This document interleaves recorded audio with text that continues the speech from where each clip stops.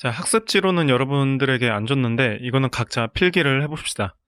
인간 본성에 대해서 크게 세 가지 시각이 있는데 한번 봐봐요. 인간의 본성은 선하다고 보는 입장이 있어. 이 빨간 글씨 보이죠? 그러면 이러한 이론을 성, 선, 설이라고 하고, 그리고 인간의 본성은 악하다가 있습니다. 이건 뭐 쉽죠? 성, 악, 설. 근데 이런 게 없대. 야, 인간의 본성은 선과 악으로 정해져 있지 않다라고 하는 주장이 있어요. 이거는 선과 악이 없다. 빨간색 글씨 보면 성, 선악, 없다. 그래서 없을 무자가 앞에 와서 성무, 선악, 설이라고 합니다. 이렇게 크게 동양에서 세 가지 입장이 있고, 성선설을 주장한 건 대표적으로 맹자, 그리고 성악설은 우리 기억나죠?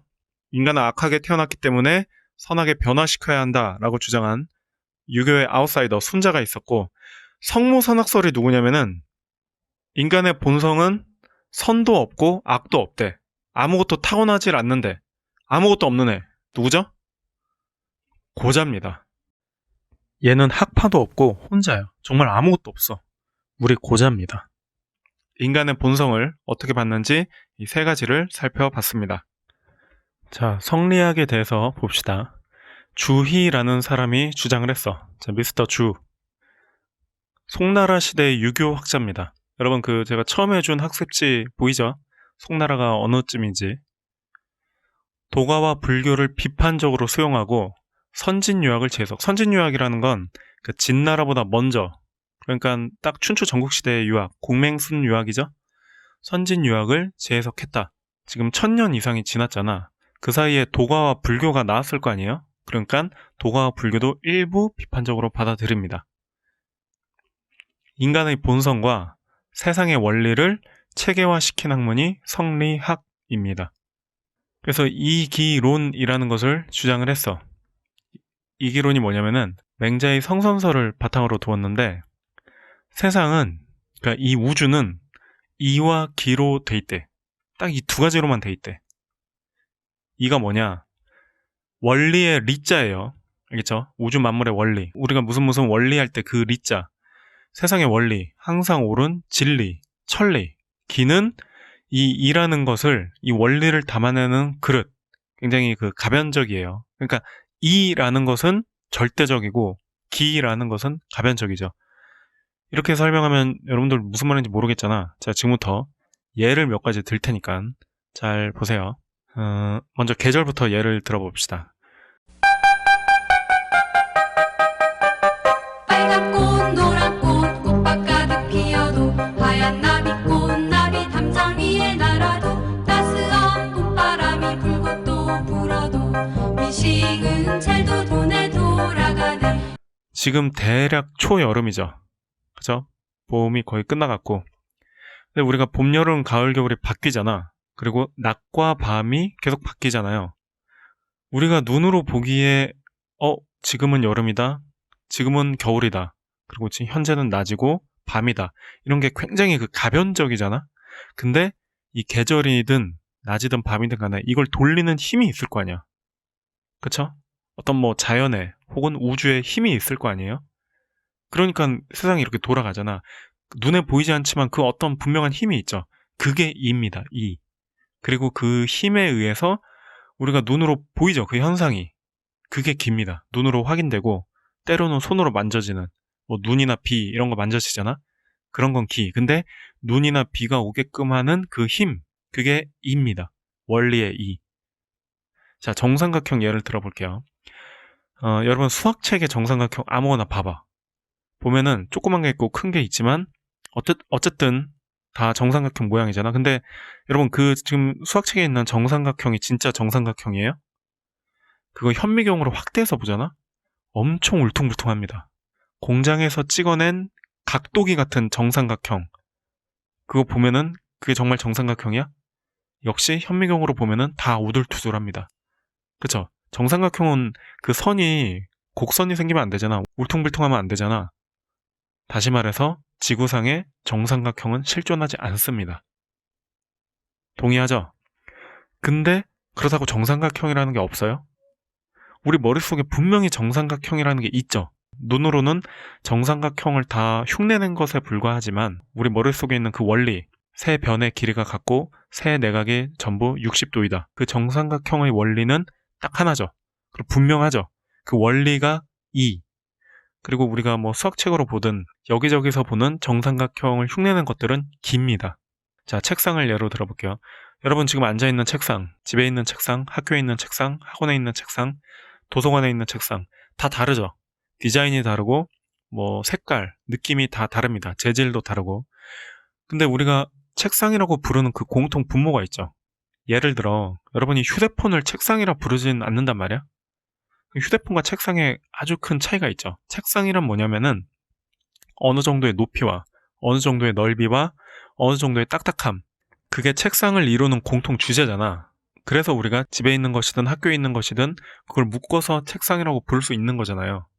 책상을 책상이게끔 하는 그 원리를 이, 그리고 여러분이 실제로 잡는, 실제로 만질 수 있는 그 책상은 기. 어느 정도 이해되죠? 계절이든 낮과 밤이든 정삼각형이든 책상이든 원리는 분명히 딱 하나야. 그죠? 우주에서 딱 하나입니다. 근데 그것을 흉내내는 것들은 기적으로 많이 있죠. 이렇듯이 우주를 이와 기로 이루어져 있다고 본 거죠.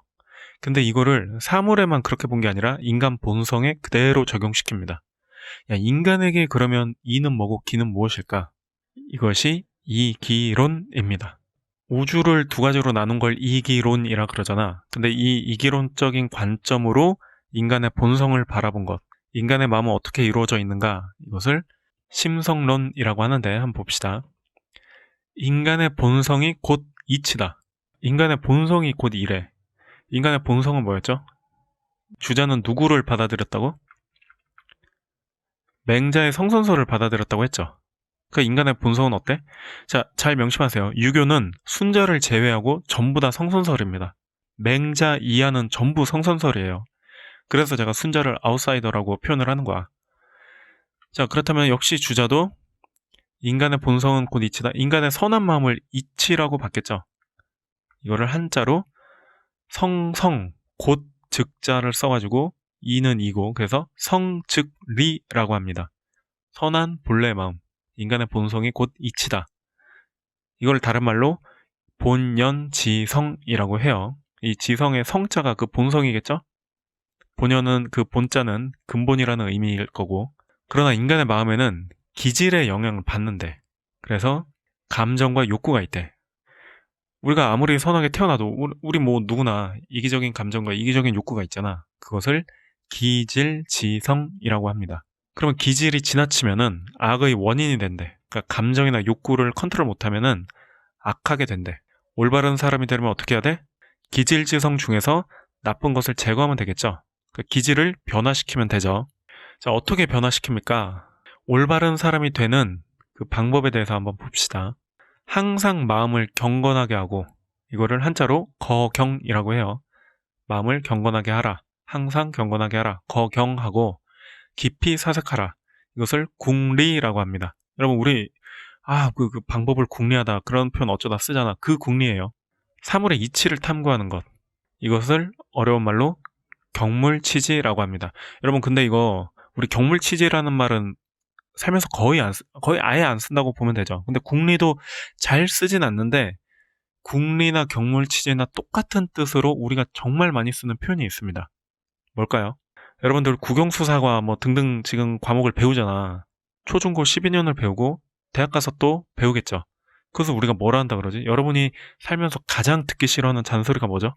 경물치지, 궁리를 다른 말로 하면 自分たちの生きているこの世界のことを知ろうとしなくて何ができるというんですか。いくら勉強したって生きている限りわからないことはいっぱいあります。